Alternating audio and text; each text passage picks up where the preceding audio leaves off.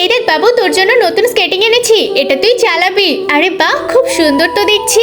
মা মা, দেখছো ওরা কত সুন্দর স্কেটিং এনেছে, যদি আমারও একটা থাকতো।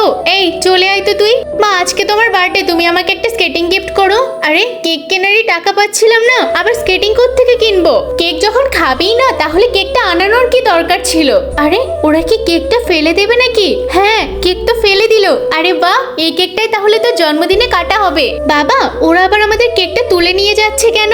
যে টাকাটা পেরেছে না, ওইটা দিয়ে তোকে আমি একটা স্কেটিং কিনে দেবো। ওই গরিবরা তো জানেই না স্কেটিং এর কত দাম। বাবা, যদি আমরা সাহায্য করে দিই তাহলে কেমন হয়? বাবু, স্কেটিং এর দাম অনেক বেশি, তুই বরং কেকটাই কেটে ফেল, পরের বছর পারলে তোকে কিনে দেবো। আরে তোমরা এত চিন্তা করছো কেন? স্কেটিংটা হয় আমাদের তরফ থেকে গিফট করে দিলাম, আর কেকটা এটা ফেলে দাও, আমরা ভালো কেক এনেছি। আরে অনেক অনেক ধন্যবাদ ভাই তোমাদের। মা, আজকে তাহলে আমি স্কেটিংটা বেড়াবো পরে। হ্যাঁ, এটা খুব সুন্দর, তুমি ব্যবহার করো, তোমারও খুব ভালো লাগবে। ভাই, আপনাকে যে কি বলে ধন্যবাদ জানাবো, বলে বোঝানো যাচ্ছে।